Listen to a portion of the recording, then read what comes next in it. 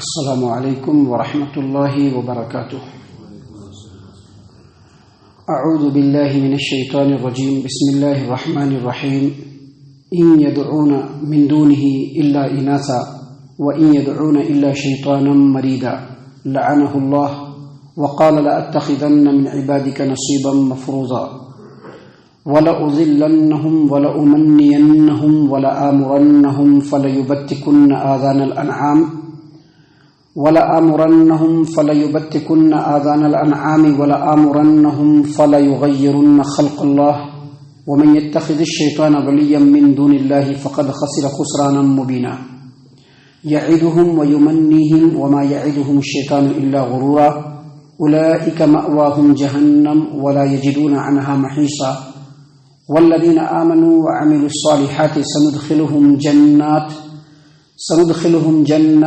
تجری من تحتها الانہار خالدین فیہا ابدا وعد اللہ حقا ومن اصدق من اللہ قیلا۔ معزز سامعین کرام، فجر کا وقت ہے اور یقیناً چاہے اس مسجد میں ہو یا کسی بھی مسجد میں ہو، جو لوگ فجر کی نماز میں حاضر ہوئے ہیں، یقیناً اللہ تبارک و تعالیٰ کی طرف سے ان لوگوں کو خوش نصیبی ملی ہے، اور جو لوگ بھی فجر کی نماز میں حاضر ہوئے ہیں وہ لوگ یقینی طور پر اللہ کے ذمے میں ہیں، لیکن اس کے مقابلے میں جو لوگ بھی اپنے اپنے گھروں میں اپنے بستروں کے اوپر آرام فرما رہے ہیں اور یہ سمجھ رہے ہیں کہ وہ بڑے آرام اور سکون میں ہیں، تو ان کو سمجھ لینا چاہیے کہ وہ لوگ آرام اور سکون میں نہیں ہیں، بلکہ اپنے لیے انہوں نے خود گڈھے کھود رکھے ہیں۔ اور جس طرح سے فجر کی نماز میں حاضر ہونے والوں کے لیے خوش نصیبی ہے، بالکل اسی طرح سے جو لوگ اپنے بستروں پر سوئے پڑے ہیں ان کے لیے بد نصیبی ہے۔ شیطان ان کے اوپر مسلط ہے، یہاں تک کہ شیطان ان کے کان میں پیشاب بھی کر دیتا ہے، اور یہ ان کے لیے ناپاکی اور منحوسیت کی علامت ہے۔ تو ہم لوگ فجر کی نماز میں الحمدللہ حاضر ہوئے ہیں اللہ کی توفیق سے، اس کے اوپر ہم اللہ کا شکریہ ادا کرتے ہیں، اللہ سے اپنے گناہوں کی بخشش طلب کرتے ہیں، اللہ کے سامنے سر جھکاتے ہیں اور اللہ کے علاوہ کسی کے سامنے ہم سر نہیں جھکاتے ہیں۔ معزز سامعین کرام، ابھی آپ کے سامنے سورۃ النساء سورہ نمبر 4 آیت نمبر 117 سے لے کر کے آیت نمبر 122 تک تلاوت کی گئی، 6 آیات۔ اللہ تبارک و تعالیٰ نے فرمایا ان يدعون من دونه الا اناثا۔ اس سے پہلے جو آیت کریمہ کل ہم نے آپ کے سامنے پیش کیا تھا، اس میں اللہ تبارک و تعالیٰ نے کلیئر طور پر کہہ دیا کہ اللہ تبارک و تعالیٰ شرک کو ہرگز معاف نہیں کرے گا۔ شرک کے معافی کا ایک ہی رستہ ہے کہ مشرک اپنے شرک کے گناہ کا احساس کر کے اپنے زندگی میں ہی اس کے لیے توبہ کر لے اور آگے شرک کو انجام نہ دے، تبھی جا کر کے اس کی معافی ہے، وگرنہ اللہ تبارک و تعالیٰ شرک والے گناہ کو معاف نہیں کرے گا۔ شرک کے علاوہ جو بھی گناہ ہے چاہے تو اللہ اس کو معاف کر دے۔ اب یہاں جو آیات آپ کے سامنے پڑھے جا رہے ہیں اس میں اللہ تبارک و تعالیٰ نے شرک کے بارے میں ہی بیان کیا ہے، کیونکہ جو شرک ہوتا ہے نا وہ شیطان کے بہکاوے کی وجہ سے، شیطان کی یہ چاہت ہے کہ بندہ اللہ تبارک و تعالیٰ کے در پہ جھکنے کے بجائے غیروں کے در پہ جھکے، سورج چاند مٹی پتھر کے بتوں کی پوجا کرے، سورج چاند کی پوجا کرے، فرشتوں کے سامنے جھکے، باباؤں کے سامنے جھکے، پیروں کے سامنے جھکے، آستانوں پر جا کر کے جھکے، دیوال پر جا کر کے جو ہے اپنی مرادیں مانگے۔ شیطان کی بس یہی چاہت ہے۔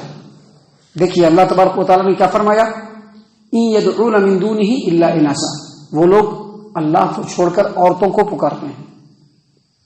مشرکین عرب کے بارے میں کہا جا رہا ہے کہ وہ لوگ اللہ کو چھوڑ کر عورتوں کو پکارتے ہیں۔ یہاں پر عورتوں کو پکارنے سے دو مطلب ہے۔ ایک مطلب یہ ہے کہ عرب کے لوگ ان بتوں کی پوجا کرتے تھے جو مؤنث ہوتی تھی، جیسے لات مؤنث بت، عزا، منات، اور اسی طرح سے وہ لوگ جو ہے نائلہ نام کی ایک بت جو ایک پہاڑ پہ نصب، اس کی وہ لوگ عبادت کرتے تھے۔ یہ سارے کے سارے جو بت تھے یہ سب کے سب مؤنث تھے، اس لیے اللہ تبارک و تعالیٰ نے یہاں پر کیا فرمایا کہ وہ لوگ اللہ تبارک و تعالیٰ کو چھوڑ کر کے عورتوں کو پکارتے ہیں۔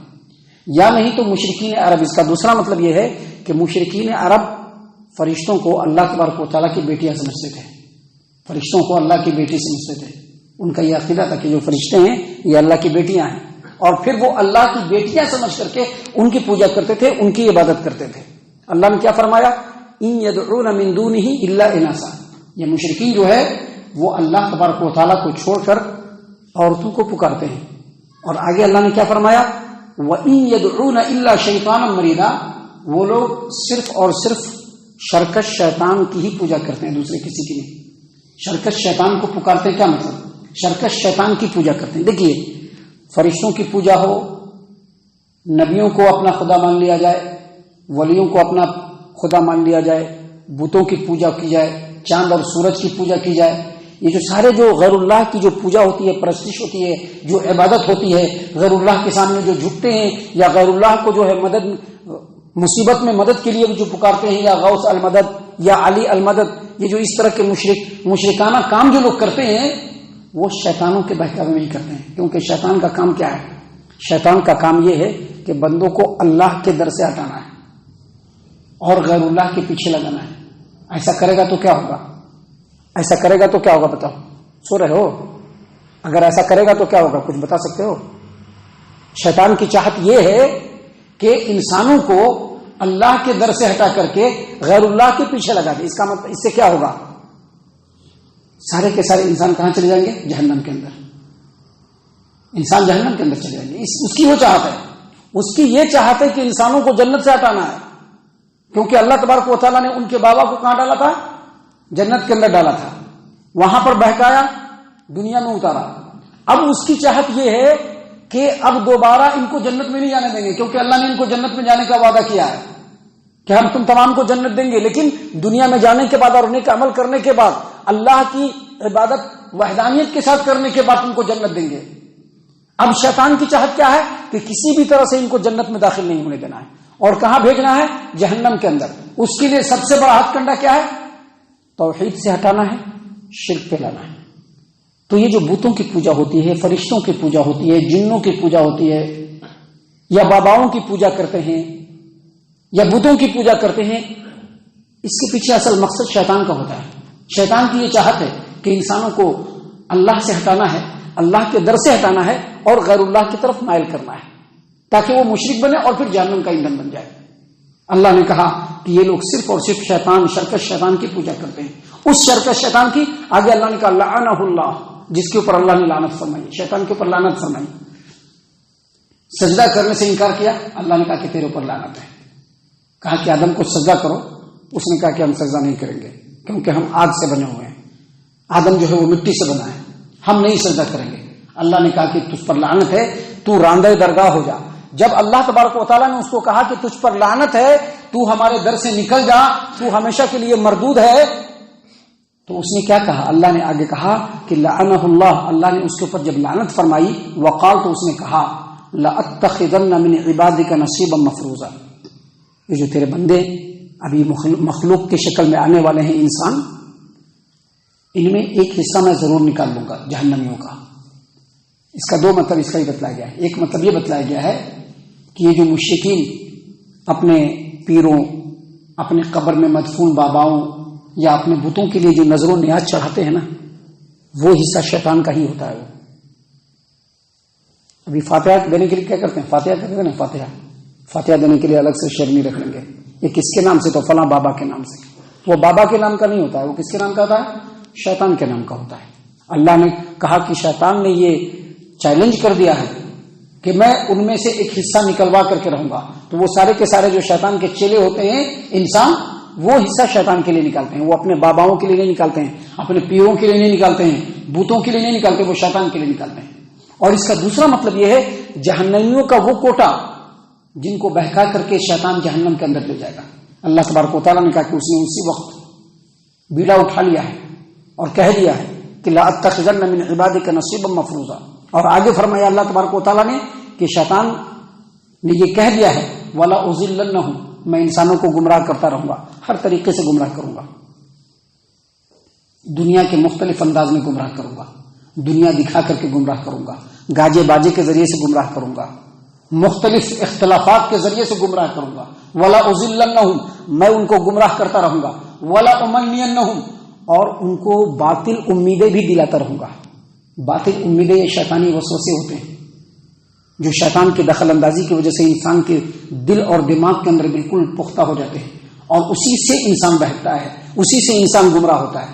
فار ایگزامپل کیسے گمراہ ہوتا ہے؟ شیطان انسان کو کچھ عقیدے دے دیتا ہے۔ مثال کے طور پر یہودیوں کو عقیدہ دیا۔ کیا عقیدہ دیا؟ یہودیوں کا یہ عقیدہ ہو گیا کہ ہم اللہ کے بیٹے ہیں، اللہ کے چہیتے ہیں، لہذا ہم جہنم میں نہیں جا سکتے، صرف کچھ دن جہنم میں ہم جلیں گے۔ کتنے دن؟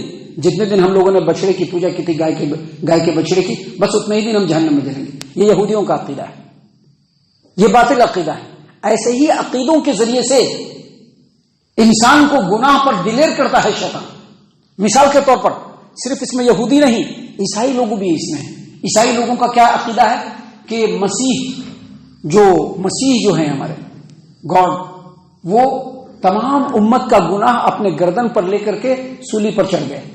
اب جو بھی یہ عقیدہ رکھے گا وہ اس کو اللہ بخش دے گا، ان کا یہ عقیدہ ہے۔ اس کو کفارہ مسیح کا عقیدہ کہتے ہیں، تمام کا گناہ۔ اسی لیے آپ دیکھیں گے چرچ کے اندر جو ہے ایک الگ سے کمرہ بنا رہتا ہے، جو بھی گناہ گار ہوتا ہے گناہ کرنے کے بعد وہاں پر آئے گا اور جو فادر ہوتا ہے اس کے سامنے کنفیشن کرتا ہے کہ مجھ سے یہ گناہ ہوا ہے، مجھ سے۔ اس کا کیا عقیدہ ہوتا ہے؟ یہ جو گناہ بول دیں گے ہمارا توبہ ہو گیا، یہ باطل عقیدہ۔ اسی طرح سے مسلمانوں کے اندر بھی ہے۔ مسلمانوں کے اندر عقیدہ کیا ہے؟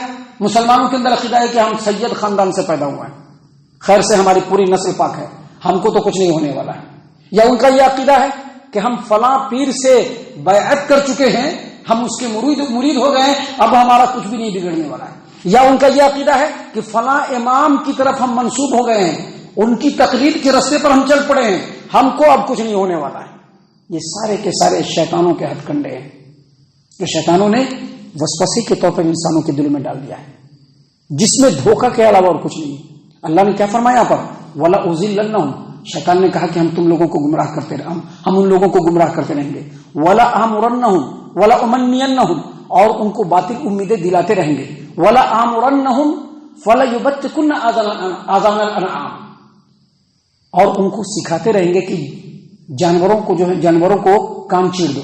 جانوروں کو کان کب چیرتے تھے مشرکین عرب؟ اونٹنی اگر 10 بچہ دے دے تو اس کو جو ہے غیر اللہ کے نام پہ چھوڑ دیتے تھے۔ اونٹ کی نطفے سے اگر 10 بچہ ہو جائے تو اس کو بھی غیر اللہ کے نام پہ چھوڑ دیتے تھے، اور ان کی نشانی کے لیے ان کے کان کو چیر دیتے تھے۔ اللہ نے اس کو ناجائز قرار دیا، کہا کہ ایسا جائز نہیں ہے۔ لیکن یہ کام کس نے سکھلایا؟ شیطان نے سکھلایا۔ آگے اللہ تبارک و تعالیٰ نے مزید فرمایا وَلَا آمُرَنَّهُمْ فَلَيُغَيِّرُنَّ خَلْقَ اللَّهِ، اور ہم لوگوں کو یہ سکھلاتے رہیں گے کہ اللہ تبارک و تعالیٰ کی تخلیق میں تبدیلی کرو۔ اللہ کی تخلیق میں تبدیلی کیسے ہوتی ہے؟ بہت سارے طریقے اس کے ہیں۔ اس کا ایک طریقہ جو انسان کر رہا ہے آج کے ڈیٹ میں، سارے طریقے تو نہیں بتا سکتے ہیں، لیکن جو موٹے موٹے طریقے جو لوگوں کے درمیان رائج ہے ہم وہ بتا رہے ہیں۔ اب دیکھیے، سورج، چاند، ستارے، پانی اور آگ، اس کو اللہ تبارک و تعالیٰ نے کسی الگ الگ مقصد کے لیے پیدا کیا ہے۔ سورج کو الگ مقصد کے لیے، چاند کو الگ مقصد، ستاروں کو الگ مقصد کے لیے، آگ کو الگ مقصد کے لیے پیدا کیا، پانی کو الگ۔ لیکن لوگوں نے کیا کیا؟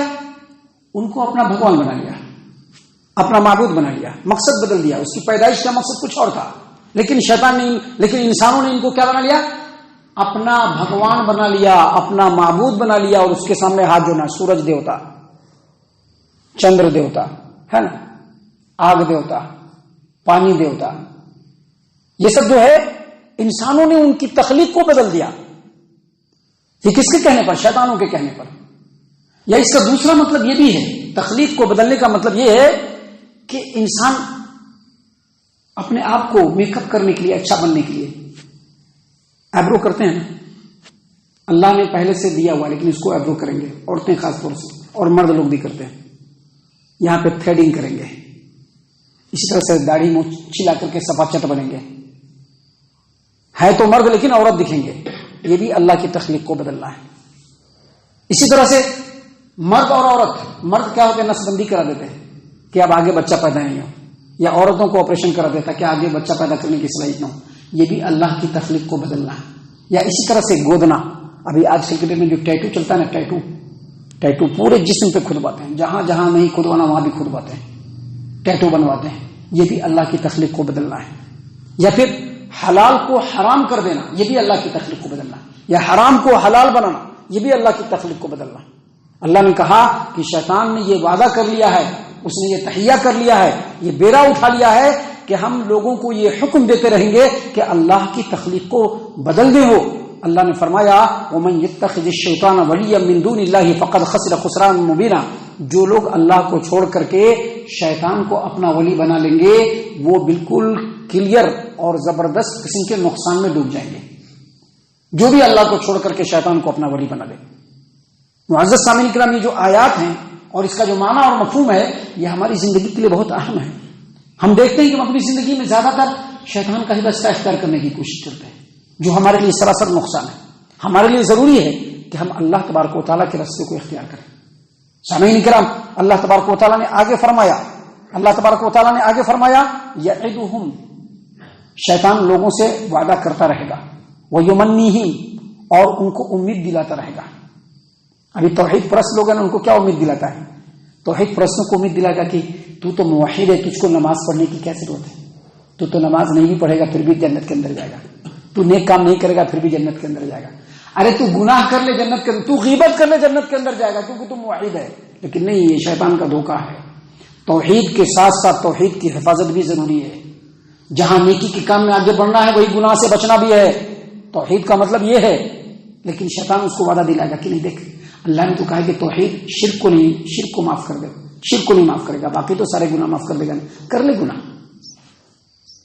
یا نہیں تو ایک آدمی جو ہے نیک کام نہیں کر رہا ہے، کیوں نہیں کر رہا؟ میں جوان ہوں، ذرا بوڑھا ہو جاؤں گا تو میں عبادت کروں گا، نماز پڑھوں گا۔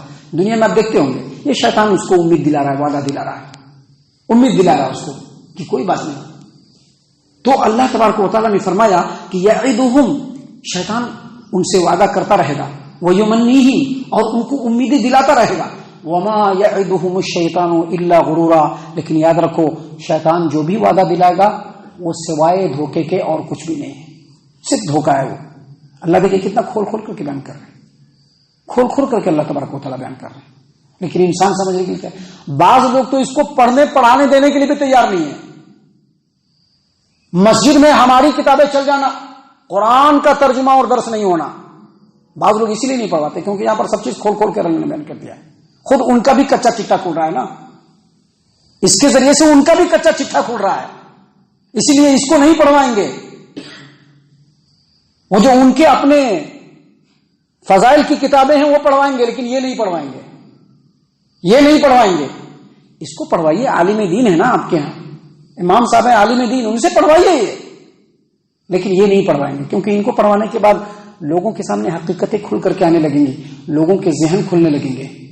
معزز سامعین کرام، اللہ تبارک و تعالیٰ نے کہا کہ شیطان تم سے وعدہ کرتا رہے گا اور تم کو امید دلاتا رہے گا، لیکن یاد رکھو شیطان کا جو وعدہ ہے وہ دھوکے کے علاوہ کچھ بھی نہیں ہے۔